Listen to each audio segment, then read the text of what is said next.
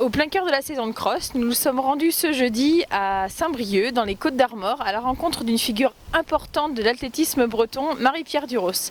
Donc Marie-Pierre Duros, qui a été sacrée championne de France de cross en 1991 et également championne du monde du 3000 mètres en salle cette même année.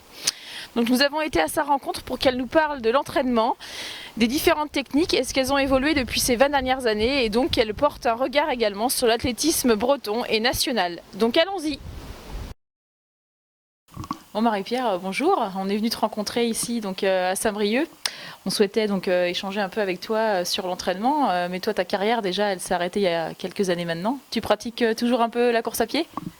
Ouais, de moins en moins à mon goût parce que je suis prise par l'entraînement, par les jeunes, par le comité 22 où j'ai aussi des fonctions. Donc c'est vrai que la compétition pas du tout. J'essaye de courir un peu au moins pour la forme.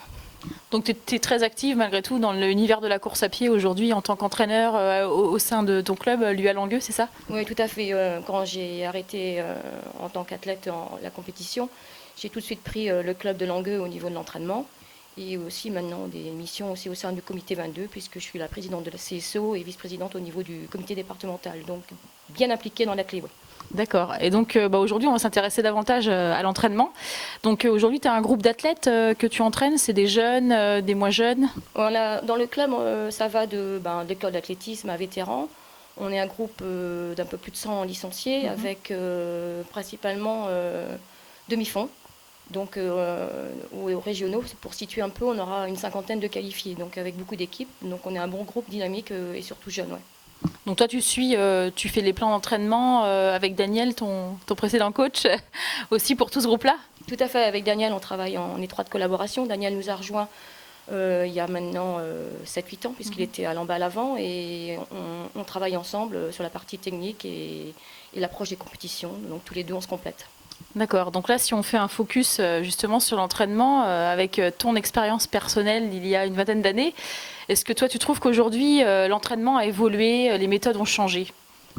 Je crois qu'il y a quand même les fondamentaux qui restent, je vais parler au niveau du demi-fond, qui restent les mêmes. Je crois qu'il y a la préparation physique, physiologique et puis hivernale.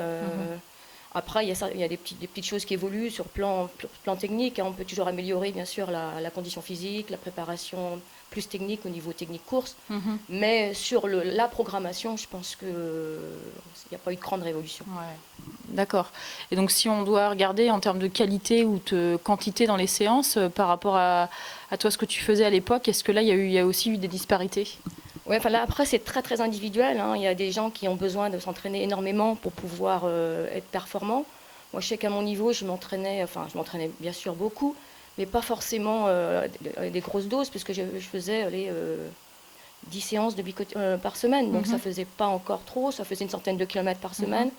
Mais dedans, il y avait aussi de la qualité, il y avait beaucoup de travail technique. Donc, c'est très, très individuel. Je pense que l'entraînement, je dirais d'un athlète.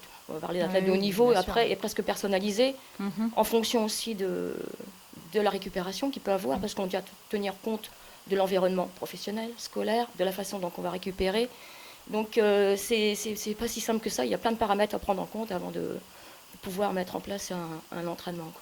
Et est-ce que tu penses qu'aujourd'hui, on fait justement plus attention à ces paramètres extérieurs qu'il y a quelques années? Ah ouais, je pense que tout ce qui est environnement, professionnel, médical, je pense qu'on a certainement gagné en matière de récupération, parce que plus on récupère vite et plus vite on peut être plus performant à l'entraînement et donc progresser encore mieux. Je pense que dans ce domaine-là, il y a certainement eu des améliorations sur le plan suivi médical, je pense. Je pense au kiné, je pense à tout ce qu'il y a comme système pour mieux récupérer, le suivi dentaire et tout ça. Ouais, l'accompagnement de l'athlète autour de l'entraînement. Donc si on regarde toujours, notre leitmotiv c'est l'entraînement. Donc si on prend par exemple, là, on est en pleine saison de cross là aujourd'hui, donc il va y avoir les régionaux, les inters, les France.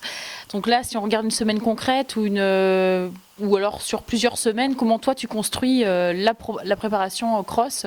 Quelles sont les séances clés qu'il faut faire? Et est-ce que ça a évolué par rapport à toi, ta période où tu as été championne de France?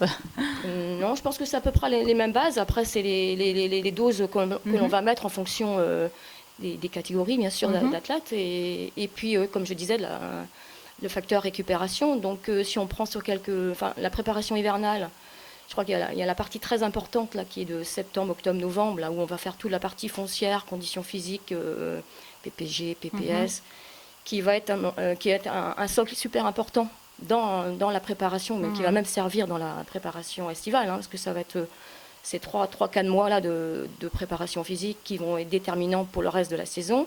Aujourd'hui, tu y consacres c'est combien? C'est une séance semaine? Oui, entre le travail technique, plus technique course qui se fait sur une séance semaine, le travail plus, on va dire, général avec renforcement musculaire, tout ce qui est abdos, gainage, exactement. Là, c'est pareil, c'est une séance par semaine. Donc, on peut déjà en avoir 2. Travail de côte. D'accord. Donc, il a aussi un travail aussi dédié à la préparation physique, mais la plus spécifique. Donc, on arrive presque à 3, encadré de footing moyen et de fartlek. Donc, on privilégie dans un premier temps plutôt le travail long et pas forcément vite. Donc, ce qu'on appelle la caisse entre guillemets. Chacun son jargon. Oui, voilà, mais je crois que les spécialistes s'y retrouvent. Quand on parle de faire la caisse, on sait de quoi on cause. Donc ça, c'est plutôt la première partie de la saison jusqu'à décembre. Et après, on rentre dans une période plus spécifique où on intègre les compétitions, les crosses. Et donc là, on axe quoi sur le qualitatif? Voilà, donc pour ceux qui ont des objectifs déjà en janvier avec les départementaux régionaux, puis les inter, là, on va commencer à rentrer dans des séances un peu plus spécifiques. Donc on va abandonner un petit peu la partie, je dirais, PPG, puisque là, ça prend aussi beaucoup au niveau énergétique. Donc là, on va rentrer dans des séances plus rythme cross, avec style séance, je ne sais pas, pour un senior, ça peut être 2 séries 3 x 1000, des 2000, 3000, dans des allures un peu plus spécifiques course. Et toi, tu préconises ce genre de séance sur la piste ou plutôt sur des parcours mesurés extérieurs? Nous, on travaille beaucoup. L'hiver, on travaille essentiellement en nature, parcours mesurés. Si ce n'est les séances un peu plus courtes sur la piste, quoi. D'accord. Donc là, si toi tu devais nous donner une séance, une vraie séance de cross type là à l'approche des grosses échéances sur les régionaux, les inter ou les France, c'était quoi toi ta séance spé cross? Alors si je prends la dernière séance, une des grosses séances que j'avais fait avant les championnats de France à Laval, on avait fait à Lamballe une séance qui était 500, je ne me trompe pas, 3000, 1500, 1000. Donc le 500, il devait être aux alentours d'une 30, le 3000 était à 9,30, le 1500 était à 4,30 et j'avais dû finir en 2,57. Voilà. Et récup? Alors, il y avait 2 blocs, donc après le 3000, il devait y avoir une récup assez longue quand même de 6-7 minutes. Et puis entre le 500 et le 3000, il devait y avoir une 32 minutes, quoi. Ouais, ça parle quand même, quoi. Ouais, est-ce que ce genre de séance, aujourd'hui, tu le redonnes à tes athlètes qui sont d'un certain niveau aussi ou des seniors, par exemple? Oui, on refait à peu près... on reprend ce schéma d'entraînement à l'approche des courses, des championnats importants. Après, ça peut varier, ça peut être des 2000, des 3000. Chez les seniors hommes, c'est vrai qu'on va pouvoir mettre souvent 1000, 3000, 3000, 1000, quoi. Puisqu'ils comme ils approchent les 12 km en compétition. Donc, ouais, des séances clés. Mais oui, en effet, on refait ça, ouais. Et est-ce que toi, justement, avec ton vécu d'athlète de haut niveau, est-ce qu'il y a des choses dans la pratique de l'entraînement que tu mets aujourd'hui et que tu faisais pas, ou l'inverse? J'essaye de pas forcément faire ce que je faisais, parce que moi j'avais des capacités à faire un tel entraînement, parce que une certaine quantité d'entraînement du fait aussi je travaillais à mi-temps, donc j'avais aussi des facilités pour mieux récupérer. Mais oui, j'essaye de voir un petit peu ce qui fonctionnait bien avec moi, d'essayer de le mettre aussi, mais avec Daniel. Donc on est resté de toute façon, Daniel, c'était lui qui m'entraînait, donc il est resté à peu près sur la même philosophie d'entraînement. Donc oui, ça n'a pas non plus beaucoup changé, ça. Et donc tu as été quand même championne du monde du 3000 mètres en salle. Donc c'était à la même période que maintenant, c'est-à-dire dans la lignée des préparations de cross. Donc est-ce que justement faire de la piste, l'indoor, c'est un bon atout aussi pour les crosses ou vice-versa? Oui, moi ça me correspondait bien. On avait fait les mondiaux juste à la sortie des championnats de France à Laval, donc j'avais gagné le championnat de France. On avait juste mis 2 ou 3 petites séances clés. Le 3000 est proche quand même de ce qu'on faisait à l'époque, parce qu'on faisait plus court. On travaillait le cross, le maximum c'était 6 km. Donc on était quand même plus proche du 3000. Aujourd'hui, c'est vrai que les préparations sont quand même plus proches de 8 km. Donc là, il y aurait peut-être on est peut-être plus proche du 5000 mètres sur piste. Mais à l'époque, moi, ouais, il n'y avait pas une grosse différence dans la préparation pour le 3000, quoi. Et aujourd'hui, les athlètes que tu suis, justement, est-ce que avec eux, vous faites des compétitions indoor en hiver? Là, cette année, on va se déplacer à faire quelques championnats, notamment Laure qui est passée espoir, donc que je ne souhaite pas qu'elle fasse trop vite le cross long, parce que 8 km la première année espoir, ça fait peut-être long pour les championnats de France. Donc on a choisi de faire le cross court à partir des interrégionaux et France, et de disputer quelques 1500 en indoor pour pouvoir faire un peu de rythme. On précise, hein, Laure, c'est ta fille. Oui, tout à fait. Et elle se débrouille pas trop mal, je crois. Oui, elle essaye de concilier quand même études et athlétisme. Elle est en deuxième année de licence, elle a quand même pas mal de travail, donc elle a 20 ans, donc avec aussi d'autres attentes. Donc on essaye de tout gérer, mais c'est vrai que c'est assez sportif. Mais bon, elle a une mère pour l'aider sur ça, l'accompagner, lui faire part de son expérience aussi. Oui, tout à fait, mais bon, je crois qu'elle le fait parce qu'elle le veut bien, c'était un choix. Nous, on n'a pas imposé, les 2 enfants font de l'athlé, mais on a souhaité qu'ils fassent un sport, parce que je pense qu'on aurait été déçus qu'ils ne fassent pas une activité physique. Mais on ne leur impose pas de faire une pratique comme le cross-country et le demi-fond, qui est quand même d'une exigence quand même importante. Hein. Ce n'est pas la discipline la plus facile. C'est sûr, surtout en Bretagne, avec les conditions météo qu'on a. Il faut quand même avoir un sacré mental quand même, non? Le mental dans tout ça, c'est vrai, on n'en a pas parlé au niveau de l'entraînement. Oui, c'est vrai, mais je crois que c'est une très bonne école. Hein. Je pense les jeunes qui passent par justement le cross, l'athlétisme, généralement sortent aguerris même dans le monde du travail, hein, parce que ça fait preuve aussi d'une certaine exigence en matière d'entraînement. Enfin, je pense que c'est quand même bien formateur pour le monde qui nous entoure. Oui, je suis convaincue aussi.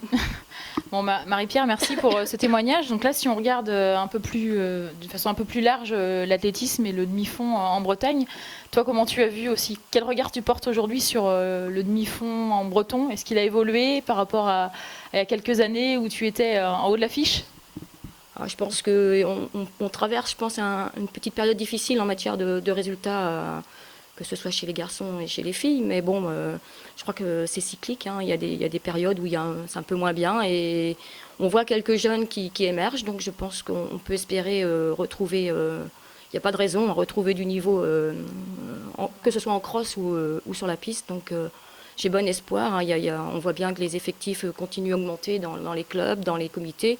Donc il n'y a pas de raison. Et donc au niveau national, Marie-Pierre, quel regard tu portes sur l'athlétisme, le demi-fond, on va dire un peu plus quand même? Oui, je regarde l'athlétisme en général. Hein. Je regarde les grands championnats et on peut dire qu'on a en matière d'athlétisme, on a quand même une belle élite et ça tire je pense que ça devrait tirer tous les athlètes vers le haut. Quand je vois les résultats de cross aux Europes, c'est quand même très révélateur. Moi, d'ailleurs, je pense qu'on devrait faire un vrai championnat d'Europe tous les 2 ans au mois de mars. Hein. Ça serait une très bonne idée, puisque maintenant, en cross, il n'y a plus qu'un mondial tous les 2 ans. Il y aurait peut-être place à faire ça. Donc non, mais oui, je suis de près. Je regarde un peu j'accompagne les jeunes, donc je regarde un peu les bilans nationaux aussi. Donc chez les jeunes, il y a matière, mais j'espère qu'on va les retrouver surtout chez les seniors, quoi. C'est ça. On verra ça dans quelques années. Donc merci Marie-Pierre. Donc on se donne rendez-vous maintenant sur les terrains de cross en tant que supporter et coach avec ton groupe. C'est bien ça? Tout à fait. À bientôt. À bientôt. Au revoir.